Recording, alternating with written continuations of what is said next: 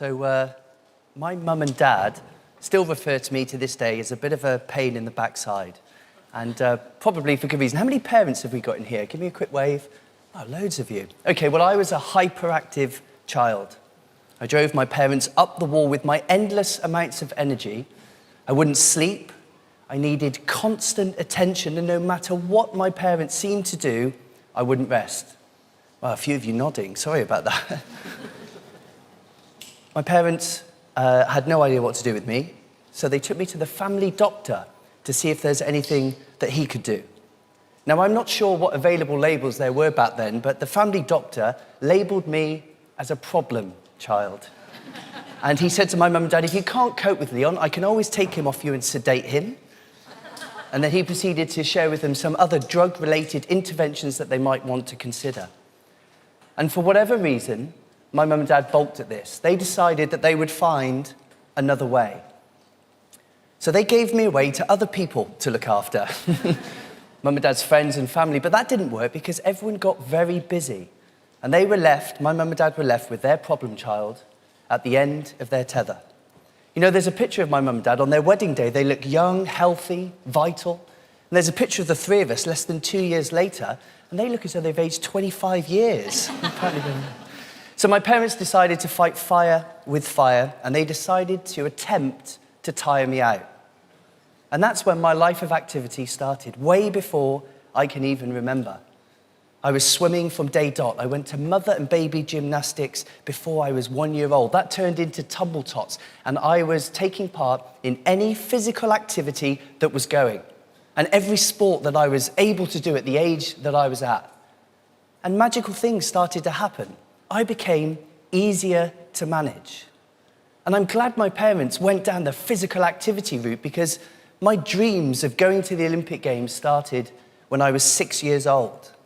I watched the Olympic Games on the TV in 1984, and I told my dad then that I wanted to go to the Olympic Games.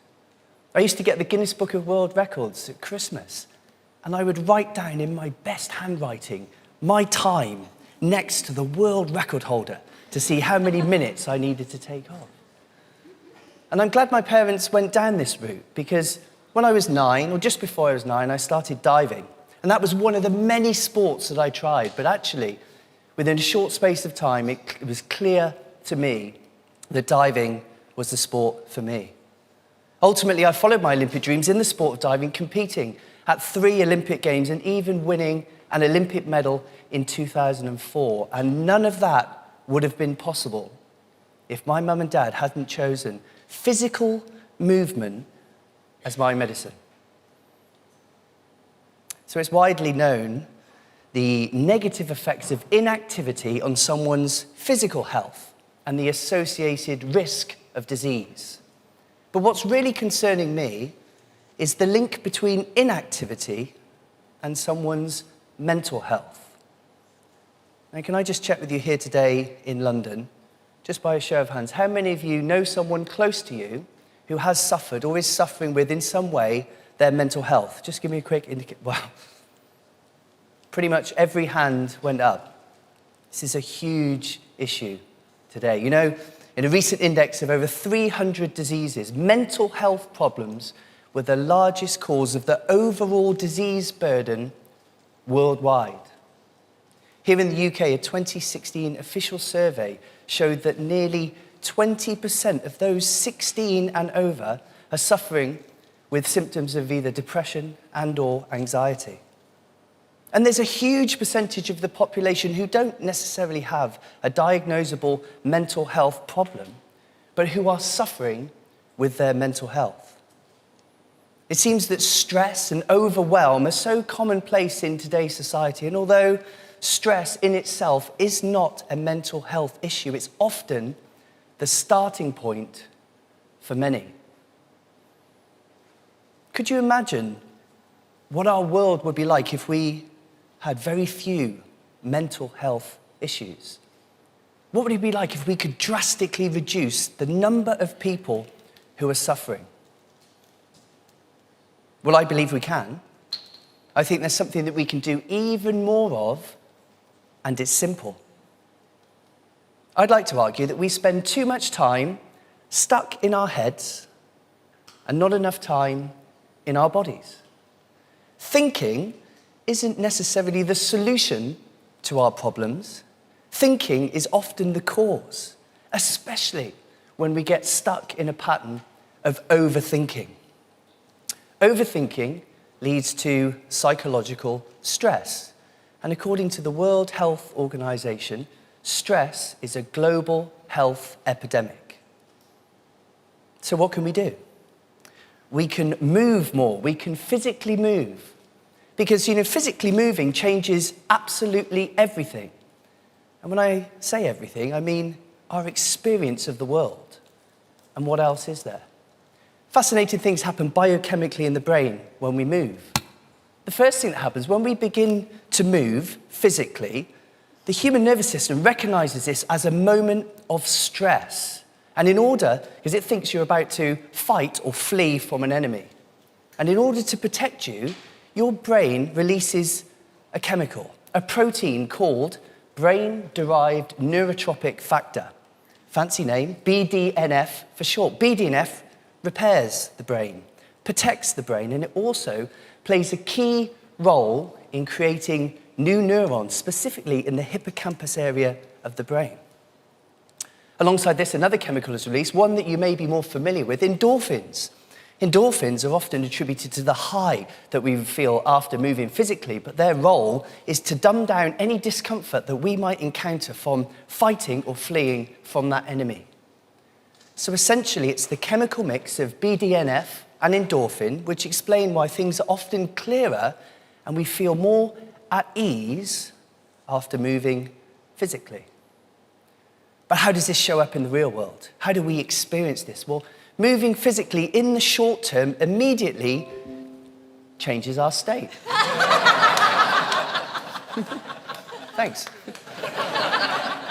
Immediately changes our state. It boosts our mood, and it releases the buildup of stress in our human nervous system. And over the long term, consistent physical movement changes the structure of our brain. It boosts self-esteem and decreases the biological reaction to psychological stress. Psychological stress is clearly the enemy to our mental health, and it's physical movement that is our best weapon to respond. This isn't new.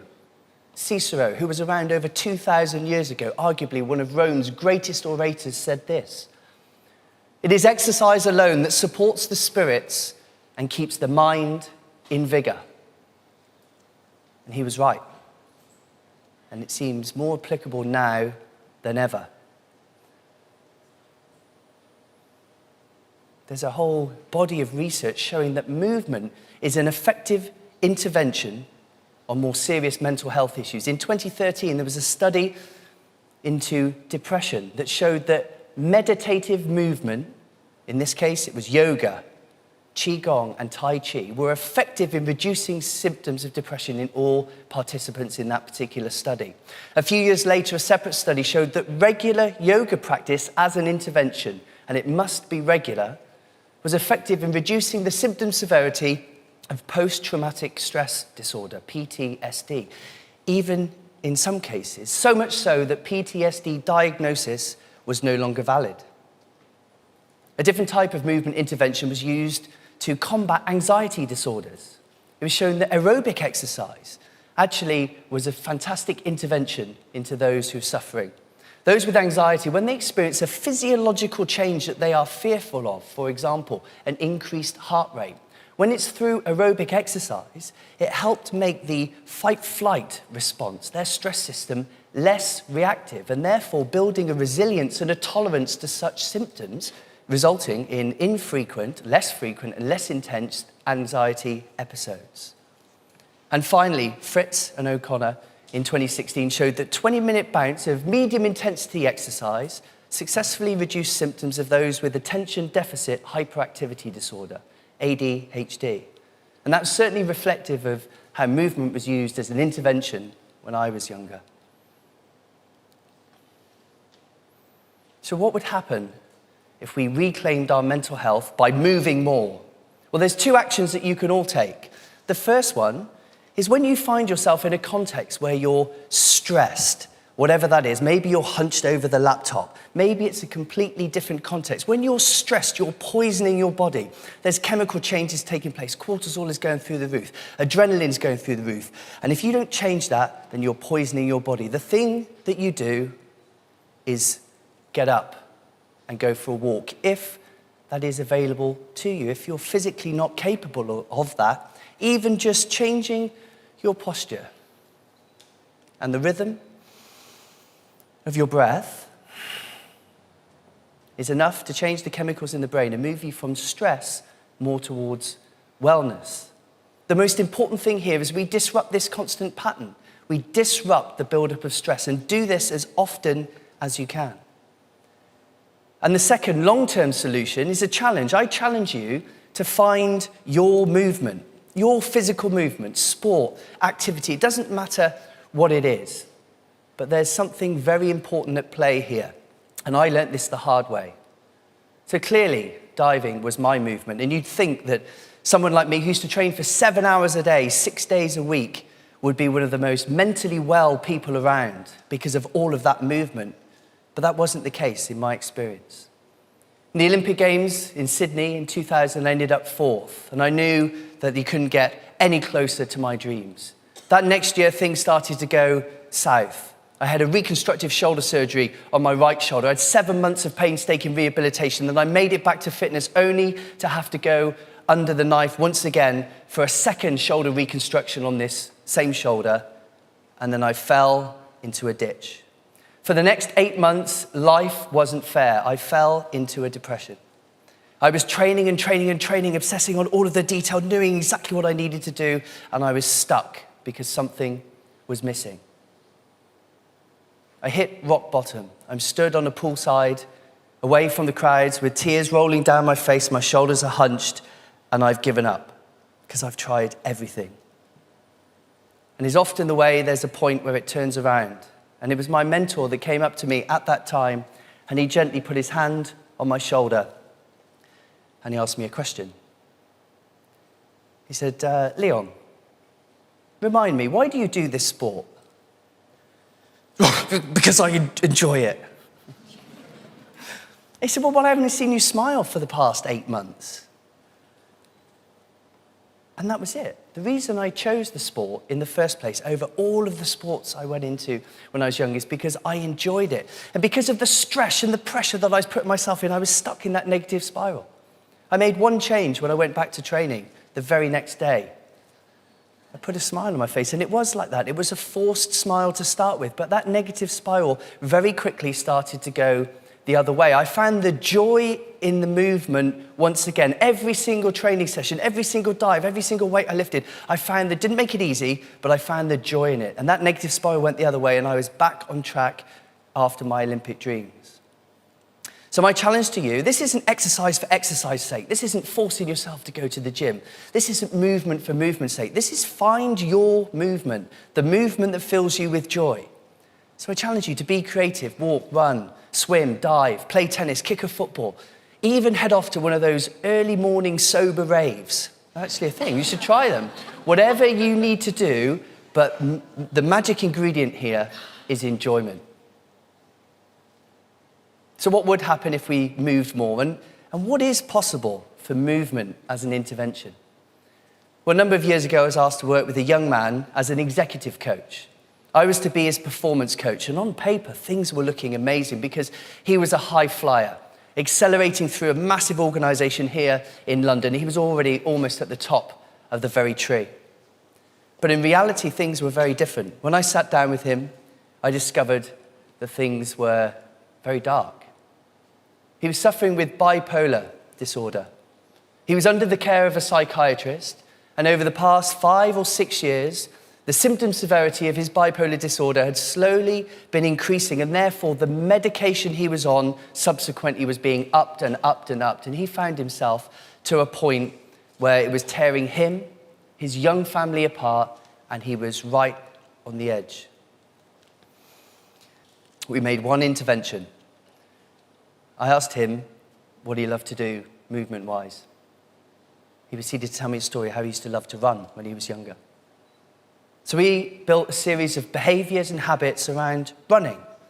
He started to go running frequently. Before long, in a number of weeks, he'd already joined a local running club. And this journey went on, and 6 months down the line, he ran in his local half marathon with his wife, his children, extended friends and family cheering him on, the most momentous day. And over that period, the symptom severity of his bipolar disorder had been reduced so much that he was taken off pretty much all of his medication. The side effects that were plaguing him had faded away, and from a mental health point of view, he was in the best place he'd been for over a decade, because running was his movement.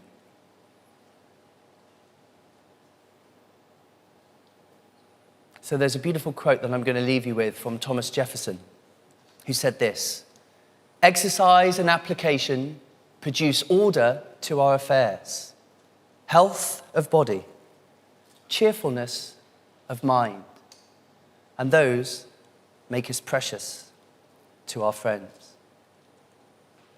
So in this world of stress, overwhelm, and overthinking, we need to get out of our heads and back into our bodies. We need to physically move more, because if we don't, the children of this world will continue to model our behaviours of stress and inactivity, and this mental health unwellness will continue to rise.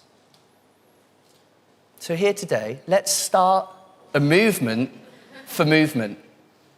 I challenge you to reclaim your mental health by finding your movement, the movement that fills you with joy, and do it as often as you can. Thank you.